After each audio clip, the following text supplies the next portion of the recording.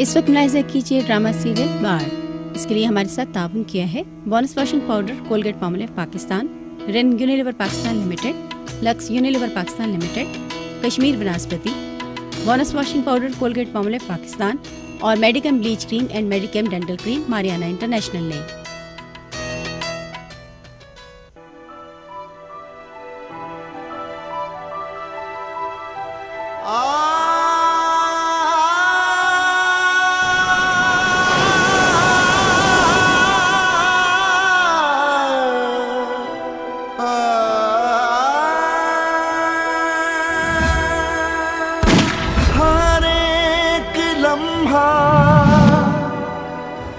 मोहब्बतों में बांटते हैं कि रोज और शब हम इस तरह से काटते हैं। इल्जाम यूं ना लगाओ मोहब्बत को भी आज़माओ।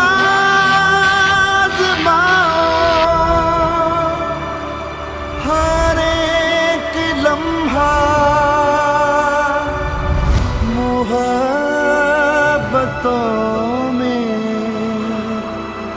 बांटते हैं कि रोज और शब हम इस तरह से काटते हैं।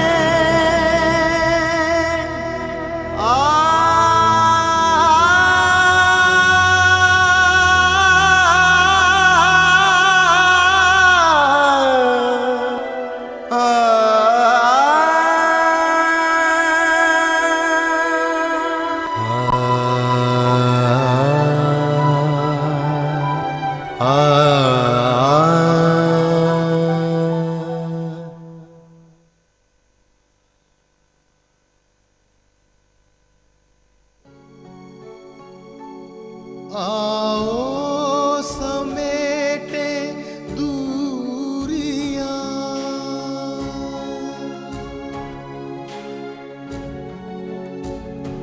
मिलने की मजबूरियां,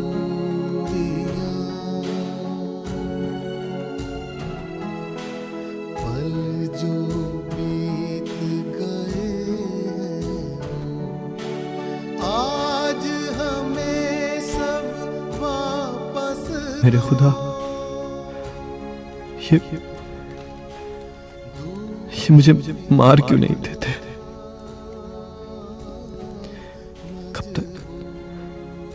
कब तक मैं ये सब कुछ बर्दाश्त करता रहूंगा? क्या मैं मान लूं कि मैं जासूस हूं?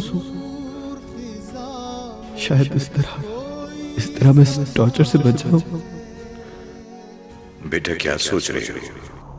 पापा, तुम्हारे बाप ने सारी जिंदगी जुल्म के आगे सर नहीं झुकाया, हमेशा मुल्क की बका के लिए काम किया है। तुम्हें अगर अपनी जान भी देनी पड़ी तो ये इल्जाम अपने सर न लेना, हर किस नहीं। पापा,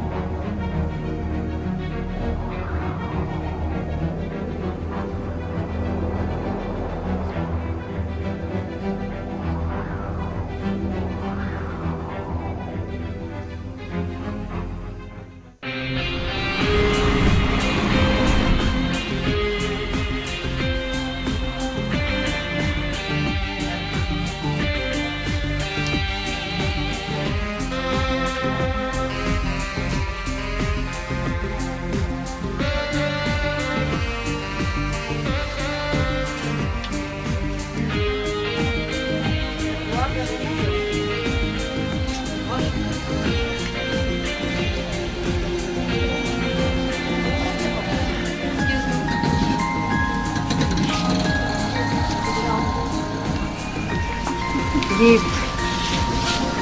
अच्छा लग रहा है। बहुत अच्छा है, मैं तो बहुत कमाल की डिजाइनिंग करती हूँ। अच्छा, अब यहाँ से चलो ना, ओपनिंग भी हो गई है। ईमान, अगर हम ओपनिंग के फौरन बाद निकल जाएंगे तो मेरी दोस्त को कितना बुरा लगेगा। उसने कितनी चाहत से बुलाया है ना हमें। सीनिया, बहुत देर हो गई है, मेरा दिल घबरा रहा है। वो इसलिए क्योंकि तुम अकेलेपन की आदी हो गई हो। मैं तुम्हें जानबूझ के यहाँ लेकर आई हूँ ताकि तुम्हारा दिल लगे, तुम लोगों में घुलो मिलो। तुमने प्रॉमिस किया था हम जल्दी लौट आएंगे। क्या हो रहा है लेडीज? कुछ पसंद आया? नहीं ताहिर भाई, अभी तक तो कुछ पसंद नहीं आया और ईमान का घर जाने का दिल कर रहा है। क्यों? मेरा दिल नहीं लग रहा। भाई दिल तो मेरा भी नहीं लग रहा है, और फिर मेरा यहाँ कोई काम भी नहीं है। जीनिया, तुम अपनी दोस्त से इजाजत ले लो तो हम लोग चलते हैं। मेरी फ्रेंड कभी भी इजाजत नहीं देगी, बल्कि बुरा मनाएगी। तो फिर मैं और ईमान चलते हैं। भाई तुम्हारे पास गाड़ी है ना, तुम बाद में आ जाना। ईमान को मैं घर छोड़ देता हूँ। क्यों ईमान? ये ठीक है, प्लीज डोंट माइंड सीनिया, ठीक है? तुम आ जाना जल्दी।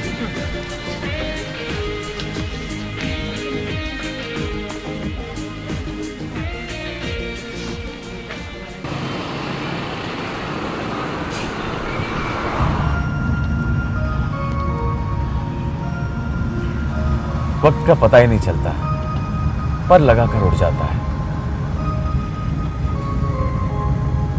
ईमान, 8 माह हो गए हैं अली को हमसे जुदा हुए। कल की सी बात लगती है। ईमान, क्या मैं बहुत बुरा हूं? हाँ, कहते हैं अच्छे लोग जल्दी दुनिया से रुखसत हो जाते हैं। अली बहुत अच्छा था, इसलिए जल्दी दुनिया से चला गया। मैं बहुत बुरा हूं, इसलिए गोली लगने के बावजूद भी जिंदा हूं। काश मैं ही अली की जगह चला जाता। हर इंसान अपनी जिंदगी जीता है, जिसकी जितनी लिखी है उसने उतना ही गुजारा। I really feel guilty when I see you.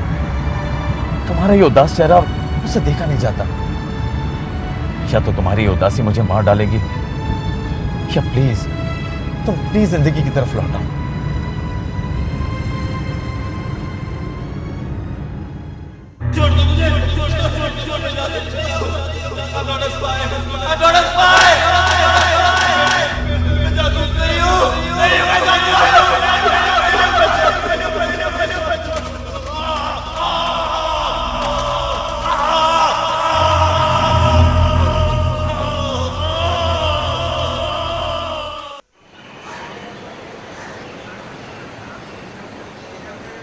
मैं तो ਤੁਹਾਨੂੰ ਕਿੰਨੀ ਵਾਰੀ ਕਿਹਾ, ਪਰ ਤੁਸੀਂ ਉਹਨੂੰ ਬਾਰ-ਬਾਰ ਟੌਰਚਰ ਕੀਤਾ, ਬਾਰ-ਬਾਰ ਜੇਲ੍ਹ ਲੈ ਗਏ, ਪਰ ਕੀ ਹਾਸਲ ਹੋਇਆ?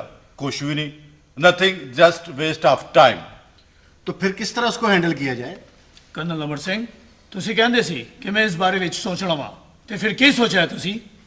ਸਭ ਤੋਂ ਪਹਿਲਾਂ ਤੇ ਉਹਨੂੰ ਇਸ ਮਾਹੌਲ ਚੋਂ ਕੱਢਿਆ ਜਾਏ ਤੇ ਕਿਸੇ ਖੁੱਲੇ ਮਾਹੌਲ 'ਚ ਲਿਜਾਇਆ ਜਾਏ ਤੇ ਫਿਰ ਸਾਈਕੋਲੋਜੀਕਲੀ ਟੈਕਲ ਕੀਤਾ ਜਾਏ।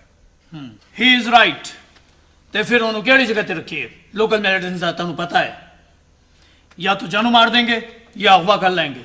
ਤੁਹਾਨੂੰ ਸਾਰਿਆਂ ਨੂੰ ਅਗਰ ਮੁਨਾਸਬ ਲੱਗੇ ਤੇ ਮੈਂ ਉਹਨੂੰ ਆਪਣੇ ਬੰਗਲੇ ਦੇ ਆਊਟ ਹਾਊਸ 'ਚ ਠਹਿਰਾ ਸਕਣਾ ਵਾ। सर इज राइट, वो जगह काफी सिक्योर है। लेकिन सर उसे एक आम बंदी की तरह सबके सामने नहीं रखा जा सकता, फिर जेल का क्या करेंगे? Sir I have a suggestion, क्यों ना उस जैसा वस्त्र पहनाकर किसी को जेल भेज दिया जाए और उसको सिविलियन ड्रेस पहनाकर सर के बेंगलुरु तक ले जाया जाए।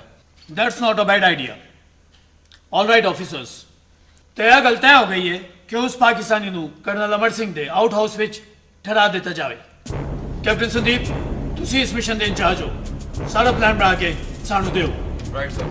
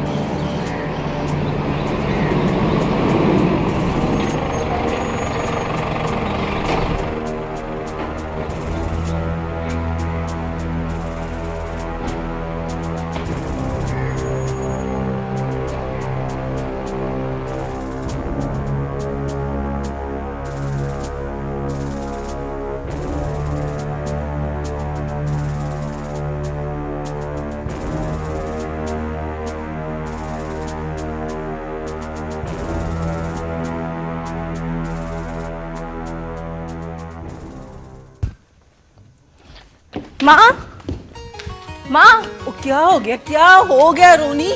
क्यों शोर मचा रही है? और तुझे कितनी बार गया है कि ये सीढ़ियां होले उतरा कर। तूफान पे कभी होले से आता है क्या? और तूफान तो तेरा पियो है, तू आंधी है, आंधी समझती है? फिर गलत। आंधी तो हनेरी होती है, मैं तो रोशनी हूँ, रोशनी। अपने मुंह आप मियां मिठू नहीं बनीदा होंदा है। वो पता नहीं क्या पूछने आई थी, मैं भूल गई। की पूछना इसे? हाँ, ये बताएं कि आउट हाउस में कौन रुका है? आउट हाउस विच कोई रुके है? मैंने तो नहीं पता। ओफो, तुम्हें तो कुछ पता ही नहीं होता है। मैं बुआ से पूछ कर आती हूँ। हाय, कुड़ी वाकई आंधी है, आंधी। तोपा। आपका फैक्स मिल गया है मुझे, मैं चेक करके बताती हूँ।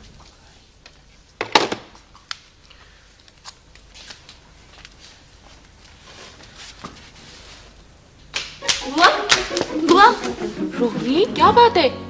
आपको मालूम है कि आउट हाउस में कौन आया है? अच्छा, मुझे नहीं मालूम।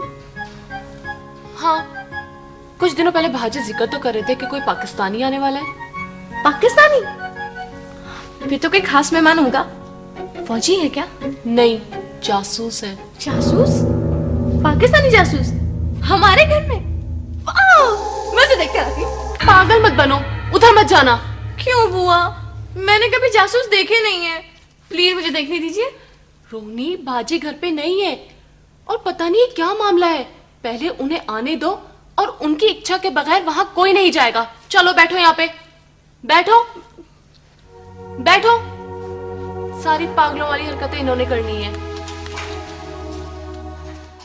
ले भी मंगड़ सिंह, ए हुन तेरे वाले रब रखा। और ठीक है ले भाई, आज से तुम इधर ही रहोगे। तुम्हारा खाना पीना तुम्हें कमरे में मिल जाएगा। मैं क्या बाहर नहीं जा सकता? अजी क्यों नहीं जा सकते? बाहर ये सारे बाग बगीचे, इन सबको पानी अब तुम दिया करोगे। और हाँ, इन पौधों को साफ रखना तुम्हारे जिम्मे है। इसका मतलब है कि मुझे यहाँ माली की नौकरी पे रखा गया। और शुक्र करो सर पे पत्थर उठाने से बच गए। और हाँ, एक बात का खास ख्याल रखना, घर की चार दीवारी से बाहर जाने की कोशिश ना करना। खास कर दीवार पे बिल्कुल नहीं चढ़ना, वरना समझो चांद से गए। क्यों, दीवार में करंट है क्या? वो दीवार के परे कुत्ते हैं। वैसे तो वो कुछ नहीं कहते, लेकिन जेड़ा दीवार ते चढ़े ओनू उत्थे ही फड़ के ओनू चीर फाड़ कर देंदे ने। और गेट ते तुसी वेख ही चुके हो संतरियां दा पैरा, इसलिए भागने दी कोशिश फजूल है। मैं क्यों करूंगा भागने की कोशिश? भाग के जाऊंगा भी कहाँ? मैं तो चाहता हूं कि तुम लोग खुद मुझे मेरे मुल्क वापस भेज दो। अच्छा, मेरे साथ ज्यादा फजूल गल करने की जरूरत नहीं है। मैं अपने देश का सच्चा सिपाही हूं, तेरी बातों में आने वाला नहीं। और हाँ, ये कपड़े बदली कर लेना।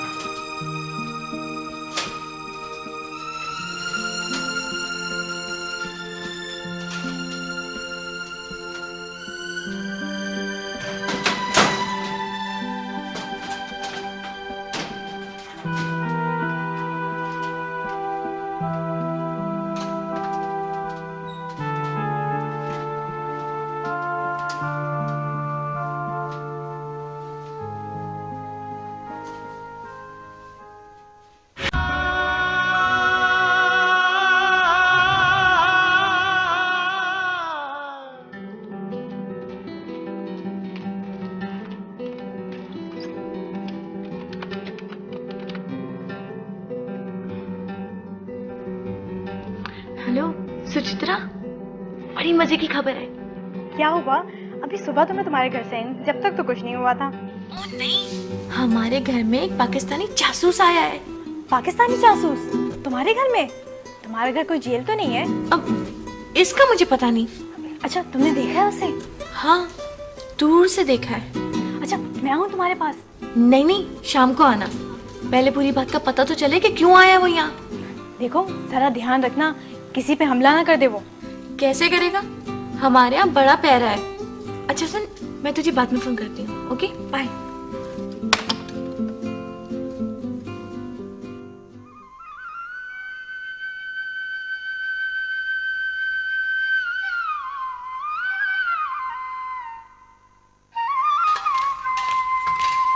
अम्मा मैं बाहर जा रही हूँ। कहाँ जा रही है अकेली? अब्बा वो चाची ने बुलाया ना, उधर जा रही हूँ। कोई जरूरत नहीं जाने की, बैठो घर के अंदर। क्या हुआ है अब्बा? और ऐसे कल ही ना जाने दिया कर कहीं, अपने साथ लेके जाया कर। और बिल्ला हो जा, कोई जरूरत नहीं जाने की इधर उधर। ना पहले तो तूने ऐसे कभी नहीं टोका। बात क्या है? सब खैर तो है ना? 100 सज्जन 100 दुश्मन होते हैं, न जाने कब कौन दुश्मनी निकाले। ना तो अब्बा हमारा कौन दुश्मन है? तो और क्या, हम तो अपने कम से कम रखते हैं। और तुझे पता तो है ना, बेगम साहबा की जमीनों का मुकदमा चल रहा है। मलक सरफराज का बेटा मिला था, नवाज, बच्चों की धमकियां दे रहा था, जवान बेटी की। हाय हाय, मैं मर गई। तू ऐसे ही सुनाया, 2 थप्पड़ नहीं लगाया उसके मुंह पे?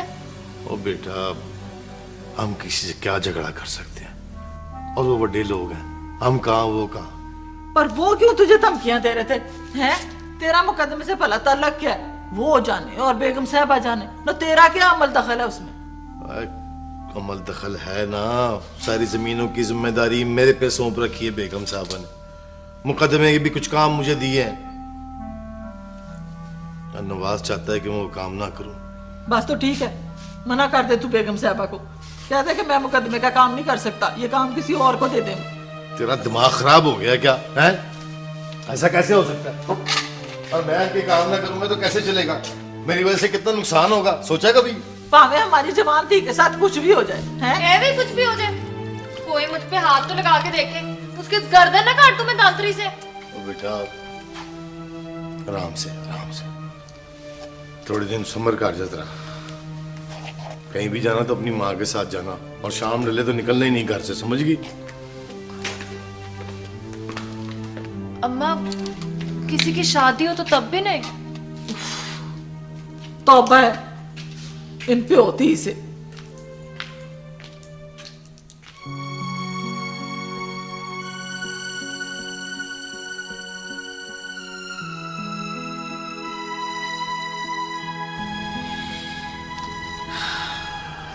क्या सोचना ईमान के बारे में?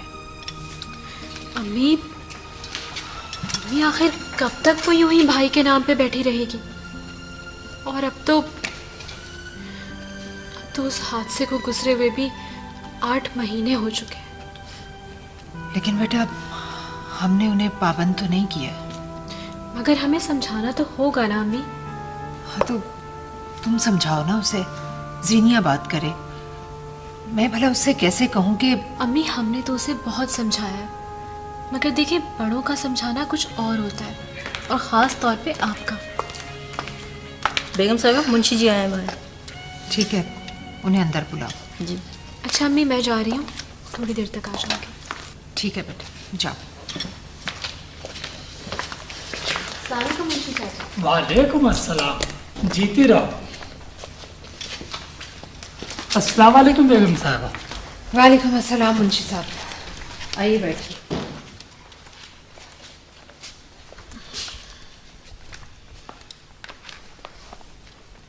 जी बताइए, वकील साहब से बात हुई आपकी?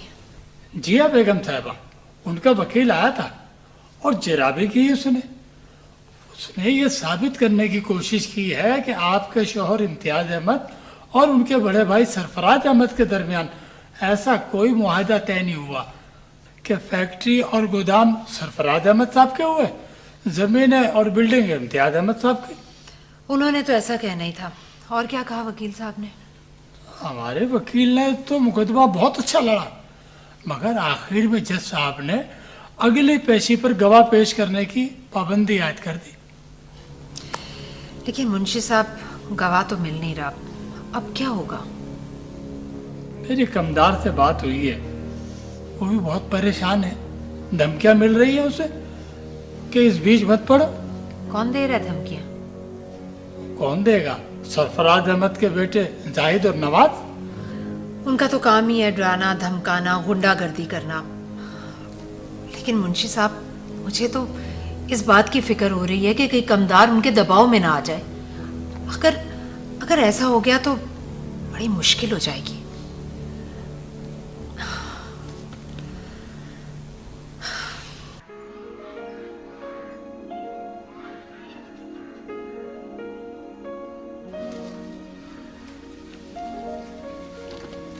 बिजनेस के अलावा कुछ घर की भी फिक्र है आपको? पहली बार आप मेरी घर से लाताल्लुकी की शिकायत कर रही हैं। ऐसा क्या कर दिया मैंने?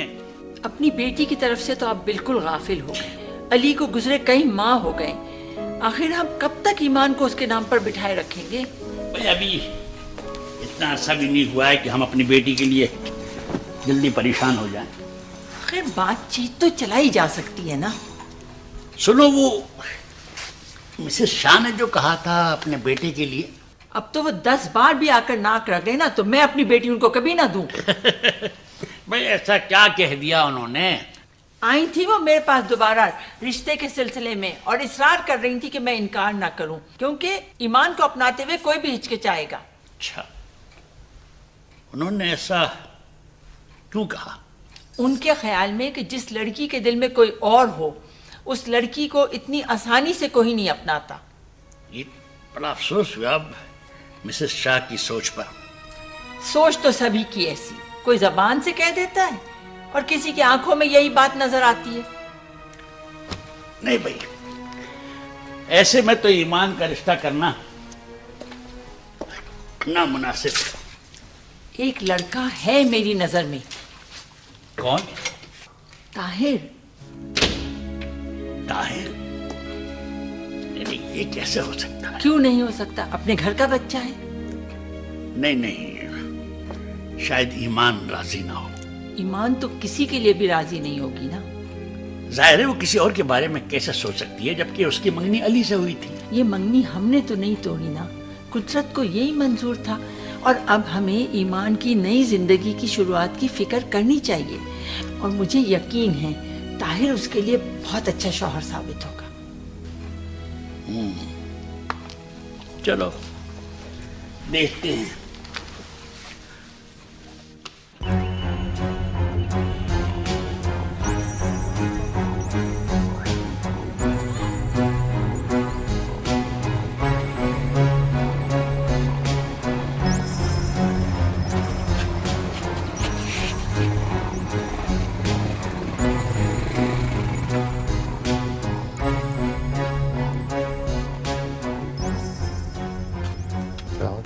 यार इधर शुजा साहब के बंदे को किसी को जानते हैं आप? नहीं जानते। वो बाबे से आए हैं उनके घर ठहरे। नहीं मेरे को तो पता नहीं, इधर ही होंगे। अच्छा, मेहरबानी मेहरबानी।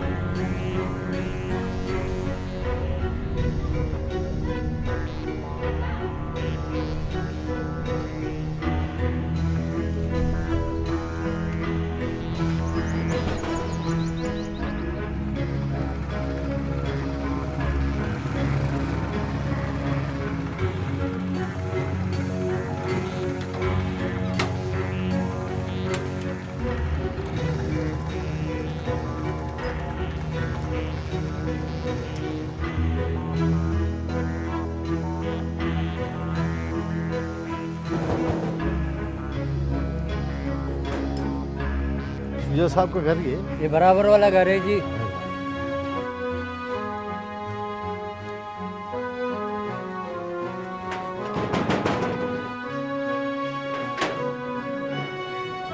बेटा शुजा साहब का घर यही है? अगर कोई बड़ा अंदर हो तो इनको जाके बताओ कि इम्तियाज साहब की बेवा नादरा बेगम जो है उनके यहाँ से कमदार आए।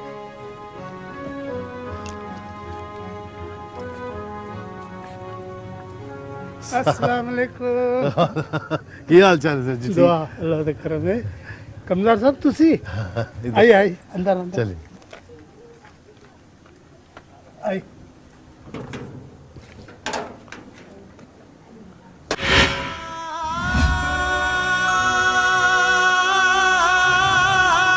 कमदार साहब, जब मैं 8 बरस का था तो सरफराज साहब और इम्तियाज साहब के वालिद के पास आया था। फिर मेरे सामने उनकी शादी हुई, मेरे सामने ये बच्चे जवान हुए, फिर बंटवारा भी मेरे सामने ही हुआ। वो कागजात हैं तुम्हारे पास? नकल है मेरे पास और मैंने जान से लगा रखी है, इसलिए कि वो अमानत है ना। ये बेगम साहबा भी यही कह रही थी मुंशी जी। माशाल्लाह यार, तुझे तो पता है ना वो कितनी कम उम्र में बेवा हो गई थी। उसे तो कागजात का ध्यान तक नहीं था, बस इतना ख्याल था कि ये सब कुछ तुम्हारे सामने हुआ। कमदार साहब, ये सब काम मैं ही तो करता था, मैं उनके घर का फर्ज था। सरफराज साहब तो बहुत अच्छे आदमी थे, अब पता नहीं उनको क्या हो गया। उनको कुछ नहीं हुआ मुंशी साहब, उनकी औलादों की नीयत खराब हो गई है। अपना सारा कुछ लुटाने के बाद अब चाचा की जमीन जायदाद पर नजर रखी है। अल्लाह उन पर रहम करे। बहुत सरफराज उनको मना नहीं करते। हम मुंशीअल्लाह यार, जब औलाद के कंधे बाप के कंधे के बराबर हो जाते हैं ना तो जबरदस्ती नहीं होती। हाँ ये तो है। अब देखना चौधरी सरफराज के पुत्र तुझे तलाश करते फिर रहे।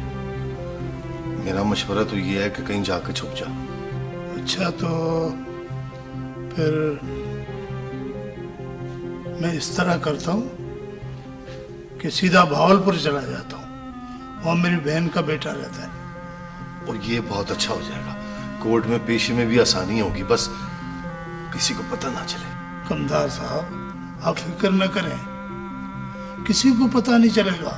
मुंशीअल्लाह यार, हमें भी तुम्हारी जिंदगी बड़ी अजीज है, बस अपनी जान की हिफाजत करना बेगम साहबा की अमानत समझ के। हमने बचपन से उनका नमक खाया है, अब ये हम नाइंसाफी नहीं होने देंगे। बड़ी मेहरबानी। अच्छा तुम बैठो, मैं तुम्हारे लिए चाय का बंदोबस्त करूँ। और नहीं कोई जरूरत नहीं है चाय शादी। नहीं भाई, तुम मेहमान हो, अभी आए।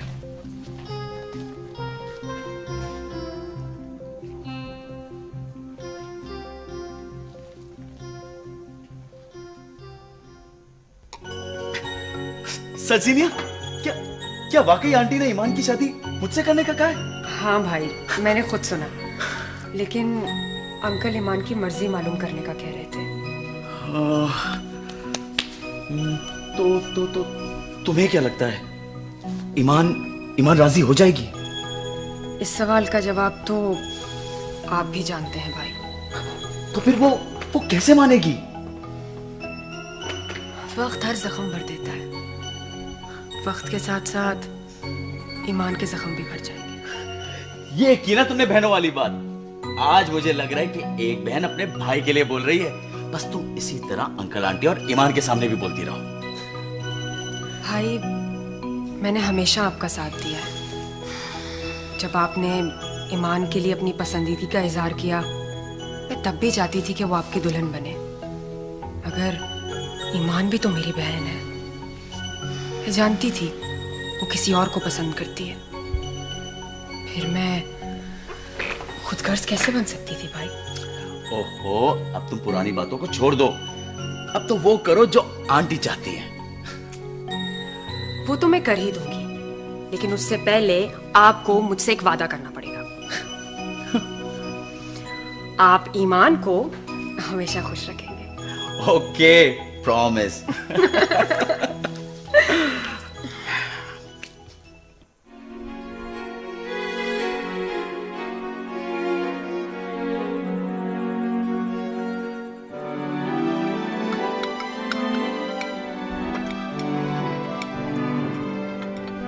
कुड़ अपने वास्ते बनाया सिर्फ मैनू नहीं खवाना। हेलो जी सरदार जी ਤੁਹਾਡੇ ਵਾਸਤੇ ਬਣਾਇਆ ਹੈ ਤੁਸੀਂ ਕੀ ਯਾਦ ਕਰੋਗੇ ਇਹੋ ਜੀ ਪਤਨੀ।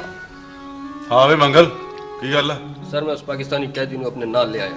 ਉਹ ਖੋਤੇ ਦਾ ਖੁਰਾ ਉਹਦਾ ਨਾਂ ਅਲੀ ਏ ਤੇ ਉਹਨੂੰ ਇਸੇ ਨਾਂ ਨਾਲ ਬੁਲਾਇਆ ਕਰ। ਜਾ ਬੁਲਾ ਕੇ ਲਿਆ ਉਹਨੂੰ। ਉਹ ਗੱਲ ਸੁਣ ਉਹਨੂੰ ਕਈ ਜੁੱਤੀਆਂ ਬਾਹਰ ਲਾ ਕੇ ਆਏ ਉਹ ਨਾ ਜੁੱਤੀਆਂ ਸਮੇਤ ਆ ਜਾਵੇ। जी मालकन।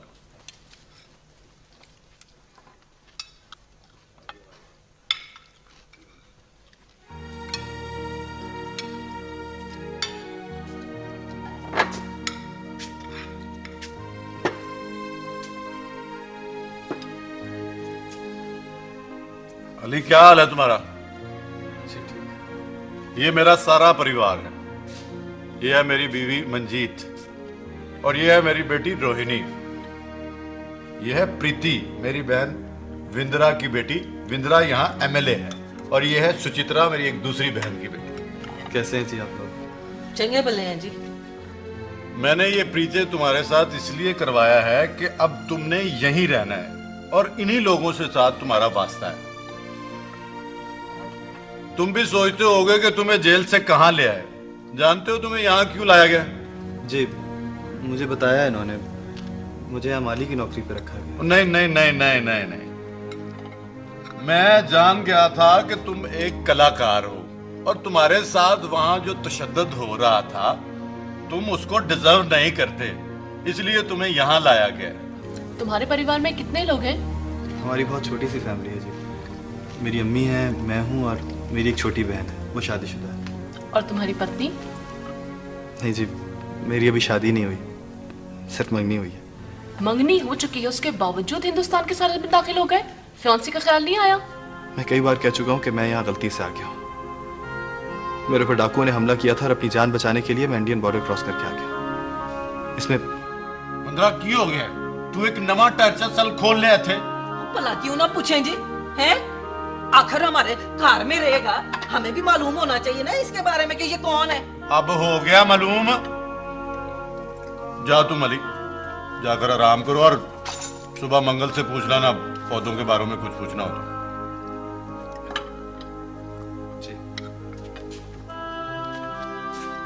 और सरदार जी ਤੁਹਾਡਾ ਵੀ ਜਿੰਨੂੰ ਦਿਲ ਕਰਦਾ ਨਾ ਉਹਨੂੰ ਘਰ ਚੁੱਕ ਕੇ ਲੈ ਦਿਓ। ਕੁੜੀਆਂ ਵਾਲਾ ਘਰ ਹੈ, ਕੋਈ ਤੱਕ ਸੁਣ ਕੇ ਕਰਿਆ ਕਰੋ ਕੰਮ। सारे गरम मसाले अज दे खाने च पा लेने। चलो खाना खाओ, चलो गुड़ियो।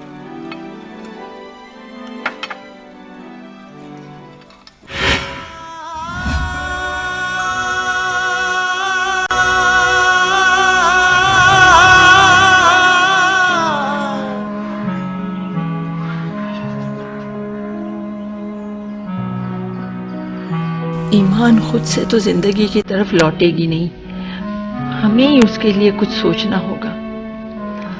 आखिर लड़की जात है, उसकी शादी के लिए भी तो हमें ही कोशिश करना होगी। ठीक कह रही हैं आप। मैंने भी कई बार सोचा है कि मैं आपसे बात करूं, हालांकि मेरे लिए बहुत मुश्किल है कि मैं ईमान को दुल्हन बने देखूं। अली की बहुत याद आएगी मुझे, लेकिन खैर आप लोग देर मत करें। मैं एक बात से बहुत परेशान हूं, ईमान को शादी के लिए कैसे आमादा करूं।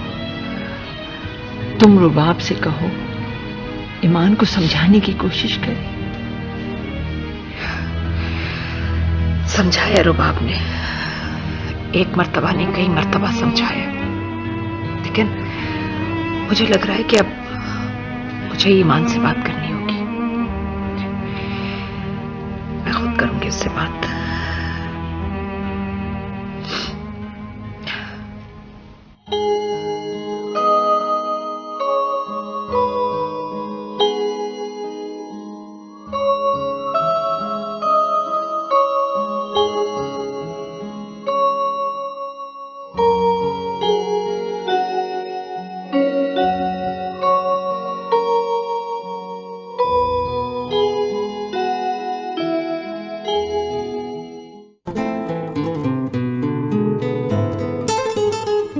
अच्छा एक बात बताओ, जासूस ऐसी शक्ल के होते हैं? दुश्मन जानबूझकर ऐसों को भेजते हैं जो दूसरों को भले लगे और शक्ल से शरीफ लगे। कितने दिन तक रहेगा यहाँ? ये तो मुझे नहीं मालूम। बाबूजी मेरे फौजी हैं, कोई भी बात घर पे नहीं बताते वो। चल के बात ना करें उससे। अभी नहीं, अभी तो ये नहीं पता कि वो यहाँ पहरे चौकी में रहेगा, उससे मिलने पे कोई पाबंदी होगी या नहीं। बहुत शाम हो गई है, ड्राइवर को बोल के मुझे ड्रॉप करवा दो प्लीज। आज यहीं रुक जाना, रात में खाने पर बाबूजी से बहुत सारी बातें पूछेंगे। नहीं, मैं कल आऊंगी, ठीक है? Bye bye. अच्छा हाँ, रात को बाबूजी से जो भी बात हो ना, मुझे जरूर बताना। Okay sure? पक्का। Bye bye.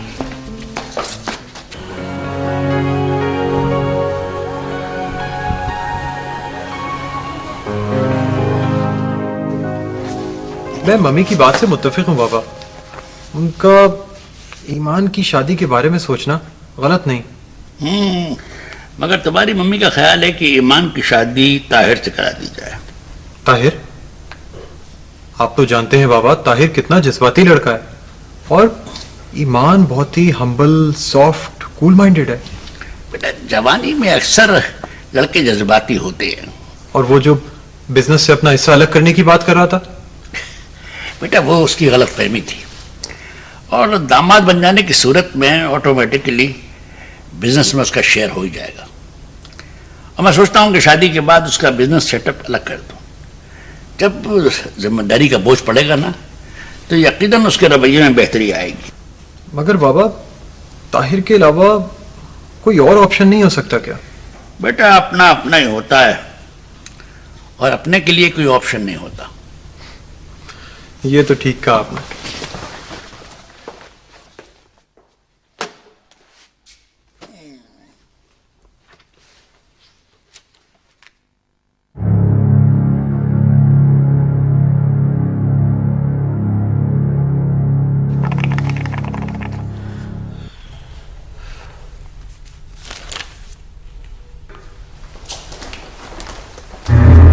कमदार का बच्चा बाज आने वाला नहीं है।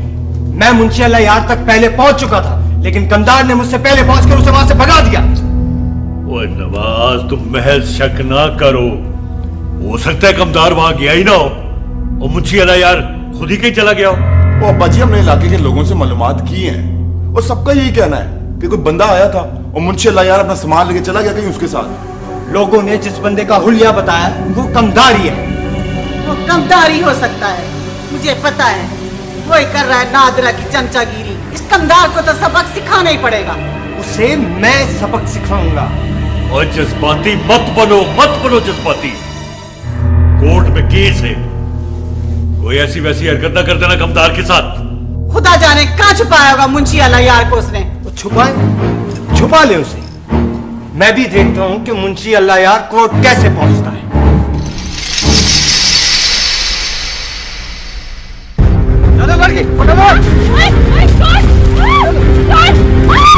अम्मा, मेरू नहीं, शबाना के घर। तो क्या कह रहा है तू? क्या? और शर्म नहीं आती तुझको मलकों में इल्जाम लगाते हुए? और निकाले जाते, चल। नहीं जी, इल्जाम नहीं लगा रहा हूं मैं, उन्होंने धमकी दी थी इस बार। भाई सरफराज, अगर इस मामले में अली भी मुलविस होता तो मैं उसे भी कभी माफ ना करती। ड्राइंग बुक और पेंसिल क्यों मांग रहे हो? कुछ लिख के भी जाना है क्या? प्रीति, वहाँ क्या कर रही हो? तुरंत ऊपर आओ। ज्यादा नखरा नहीं दिखा, मुझे मालकू ने मना किया है, वरना ऐसा ना हो कि यहाँ से बेइज्जत होकर जाना पड़े। ओए बड़ा मालिकों की मांगने वाला, तू तो इधर आ। कर्नल मर्सिंग, और की प्रोग्रेस है उसका दीदी?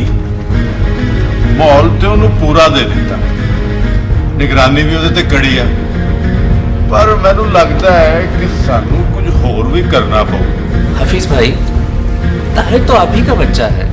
मैं तो वैसे रस्मी तौर पर हाजिर हुआ हूँ ताकि ईमान का रिश्ता ताहिर के लिए आपसे मांग सकूं। हम चाहते हैं कि तुम जिंदगी एक नए सिरे से शुरू करो। हमें तुम्हारे साथ की जरूरत है।